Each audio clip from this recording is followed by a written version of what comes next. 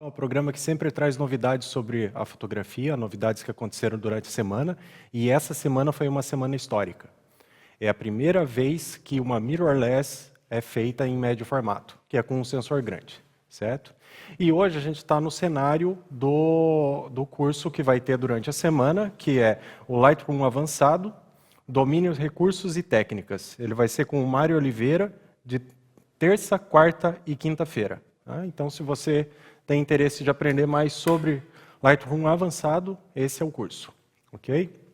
Bom, vamos direto ao assunto principal, então, que é a Hasselblad.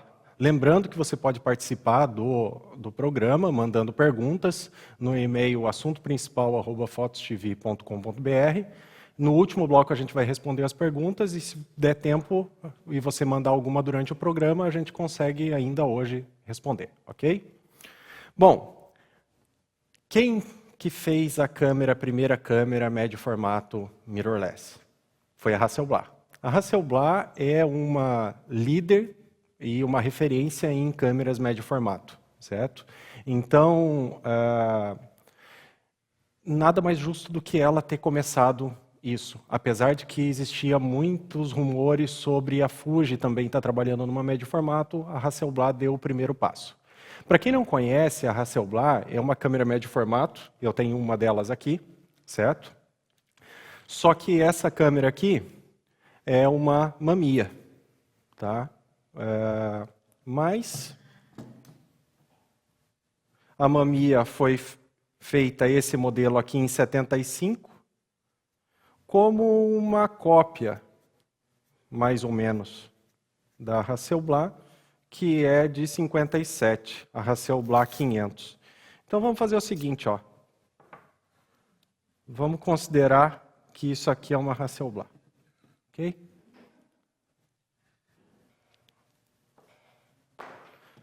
Hasselblad 500C, ok? Ela é uma câmera grande que tem que ter uma flange enorme aqui, porque o espelho tem que se movimentar aqui dentro, e um filme fotográfico de médio formato tem até 6 por 6 centímetros, então ele é bem grande. E ela é uma câmera modular. Tá? Essa câmera aqui não funciona mais. Foi a minha escola, a Câmera Criativa ali de Florianópolis, que emprestou para a gente. Faço um curso no Câmera Criativa. Eles têm um museuzinho lá, então me passaram a câmera. Ela troca todas as peças dela. Tá? Então você tem lentes modulares, ok? Você tem aqui a área do filme. No caso da Mamiya não, mas no caso da Hasselblad, a área do filme é modular também, certo? E você tem o visor aqui em cima, modular também. Tá? Esse daqui é o pentaprisma que reverte a imagem. E quando você está fotografando com uma dessas sem o pentaprisma, você vê a imagem aqui em cima, no despolido, certo? É aqui que acontece o foco e tudo mais. Então, uma câmera médio formato que foi feita pelo Victor Hasselblad, certo? Em 57, ele era um entusiasta da fotografia de natureza, mas ele achava as câmeras de grande formato daquela época muito grandes. Né? Então não era prático para você levar em campo e fazer fotografia de natureza, principalmente fotografia de paisagem. Então ele se dedicou a fazer uma câmera menor, que fosse portátil, certo? Leve, ok?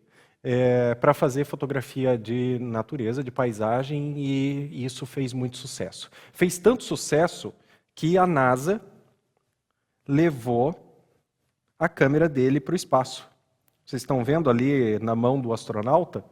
Tem uma Hasselblad 500C adaptada, certo? Então, aquelas fotos que vocês veem do homem na Lua, como essa daqui, foram feitas por uma Hasselblad. Dá até para ver o módulo lunar aqui, ó, no reflexo do capacete dele, ó, que bacana. Tá? Então, esse foi o ponto alto da vida da Hasselblad. Foi quando ela chegou no seu auge. Tá? Hoje em dia, uma Hasselblad é mais ou menos assim. Ó, certo? Isso daqui é uma Hasselblad típica. Percebam como ela mantém essa característica de módulos. Então, ela é toda modular, você consegue intercambiar praticamente todas as peças dela. Isso é uma das grandes, um dos carros-chefes da Hasselblad. Tá? E o que a Hasselblad nos fez? Uma câmera com sensor médio formato, pequenininha. Olha aí a câmera da Hasselblad. Então, ela é fininha, ela é pequena, ela é leve e meio que aquela apresentação que a Hasselblad fez aquele dia, quarta-feira, que foi quando ela lançou, ela falou sobre a história e sobre essa vontade do Victor Hasselblad de fazer uma câmera que fosse portátil e que finalmente eles sentem que conseguiram chegar nesse padrão. Uma câmera portátil com um sensor grande, então, portanto, muita qualidade, certo? Se você quer saber profundamente o que significa ter um sensor grande, as explicações são muito amplas, certo? É muita coisa, tanto que eu acho que 80% do meu livro tem coisas falando sobre isso. Tá? Então, eu vou dizer a grosso modo e por enquanto você acredita em mim e depois lê meu livro que tem todas as explicações lá. Quanto maior o tamanho do sensor ou da mídia que se fotografa, maior a possibilidade de qualidade, certo? Então, uma câmera de médio formato, obviamente, vai ter mais qualidade do que uma câmera com um sensor menor. Quanto que é o médio formato da Hasselblad desse lançamento? É 44 por 33 milímetros, certo? 44 por 33 milímetros. Eu tenho uma foto aqui dela aberta, tá? Então, isso é o sensor dela. É lindo. É uma coisa maravilhosa. Tio Hassel, você podia mandar uma dessas daqui para mim, né? Eu tô doidinho para botar a mão nessa câmera e olhar esse sensor com meus próprios olhos e fotografar com ela. Manda uma para cá, eu faço um review, assim, uma análise completíssima dela, ok? Tá combinado? Bom, quão pequena ela é? Aqui na mão do cara, ela até parece razoavelmente grande, né? Mas tem aqui no site Petapixel uma comparação. Olha ela do lado da Sony, que é uma mirrorless full frame. Um pouquinho maior só. Aqui, obviamente, sensores grandes requerem lentes grandes e eles colocaram a Hasselblad junto com a lente e a da Sony sem lente. Considerem isso. Mas olha só o corpo da Hasselblad. É quase mais fino do que o da própria Sony. Certo? Aqui a vista de cima, né? Daí sem lente dá para ter essa noção. Ó. Ela é mais fino, o corpo em si, do que o da Sony. Comparado com uma DSLR padrão, ela é menor que uma DSLR padrão. Principalmente mais magrinha, certo? E muito mais leve. Comparada com a sua principal rival, digamos assim, e que usa inclusive o mesmo sensor, que é a Pentax 645. Tá? Olha a diferença de tamanho por não ter que ter um espelho dentro. Essa diferença de tamanho aqui é só por não precisar do espelho. A Hasselblad, com lente, é menor do que só o corpo da câmera da Pentax.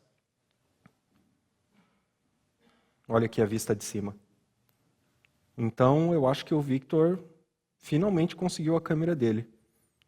Lembrando, Hasselblad, me manda uma dessas daqui que eu preciso. Preciso muito. Tá? Essa câmera, então, ela veio com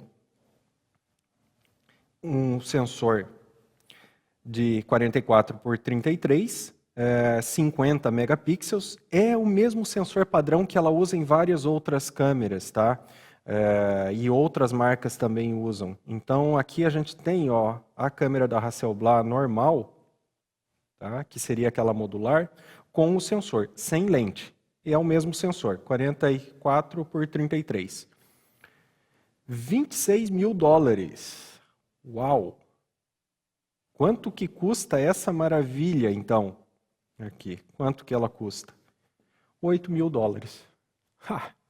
$8 mil só uma médio formato mirrorless de altíssima qualidade, e ela inclusive é a prova de respingo e de poeira, coisa que é muito raro se ter numa médio formato, que normalmente é feita para ser usada em estúdio, já que ela é pesada demais para você carregar ela em campo. Essa não é pesada demais. Okay? Vamos ver outras informações aqui dela. Ela vai até ISO 25600. Tá? Ela tem a parte de trás aqui dela, os controles dela é todo em touch. Tá? Então, uma câmera também com uma pegada super moderna, certo? Todos os controles dela funcionam com touch. Aqui a vista de cima, também, olha só, muito simplificada. Tem um botão de ligar e desligar o foco manual e automático, e um botão que alterna o ISO e o balanço de branco. Esse botão aqui do lado, que é dos modos de fotografia, ele clica para dentro do corpo da câmera, ficando rente à superfície da câmera, travado numa posição. Aí você dá um clique nele, ele sobe de novo e você troca. Perfeito. E o botãozinho laranja, que já é uma característica das câmeras da Hasselblad. Aqui atrás, então, como que funciona o controle. Aqui está sendo alterada a abertura, certo? Com o touch. Aqui, ó, aqui dá para ver o botão para dentro aqui da câmera. Então não tem o risco de tirar ele sem querer. E olha só que surpreendente. O engate de flash dela é padrão Nikon. Então, se você tem flashes Nikon, você pode usar o flash Nikon nela, certo? Todos os acessórios, todos os sistemas Nikon, TTL, de transmissão wireless, tudo funciona diretamente nessa câmera. A Hasselblad não é uma fabricante de flashes, então foi uma jogada muito boa ela ter escolhido um sistema tão bem enraizado quanto o da Nikon para trazer na sua câmera. Ela não tem brigas, entenda que a Hasselblad não tem brigas com outros fabricantes. Tanto que a primeira pergunta na coletiva de imprensa de lançamento foi, olha só, a Fuji tem alguma coisa a ver com esse lançamento? Afinal de contas, o nome dessa câmera é X1D. E as da Fuji, normalmente X Pro One, né? X1 Pro, XE2, XT1. Então, esse X fez a imprensa perguntar. A Fuji tem alguma relação com isso? Não, não tem relação. Ela falou, o diretor lá da Hasselblad falou que o relacionamento Fuji-Hasselblad é muito bom, mas que essa é uma câmera inteira feita na Suécia, inclusive feita à mão, certo? Agora, a expectativa ainda é muito grande por uma resposta da Fuji, então espera-se que nos próximos momentos, talvez a Fuji lance a sua câmera médio formato.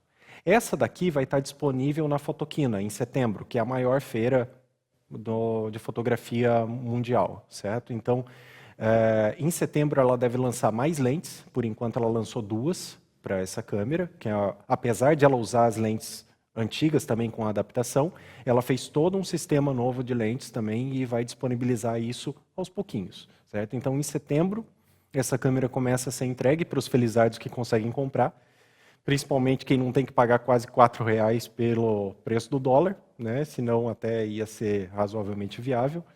E em setembro ela começa a ser entregue e outros produtos relacionados a ela, como outras lentes, começam também a ser lançadas. A expectativa é de que essa linha da Hasselblad seja tão bem enraizada quanto a linha que ela tem modular. Então, é um futuro muito próspero e uma coisa muito boa que aconteceu com a gente. É um marco histórico, certo? Se você não consegue perceber a grandiosidade desse momento, está na hora de estudar, certo? Porque a mirrorless está vindo, já veio e está passando por cima, ok? Já está passando por cima em vários aspectos. Está na hora de se antenar com esse mundo e perceber essa mudança antes que ela mude você sem querer, certo? Esse, então, foi o assunto principal da semana em termos de lançamento, ok?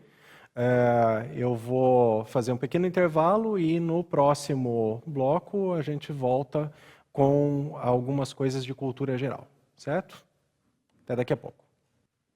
E aí, estamos no fim. Gostou do programa? Então, deixa um like. E para ver os próximos, se inscreva no canal. Também, se quiser fazer algum comentário aqui embaixo, a gente responde para você. Até o próximo.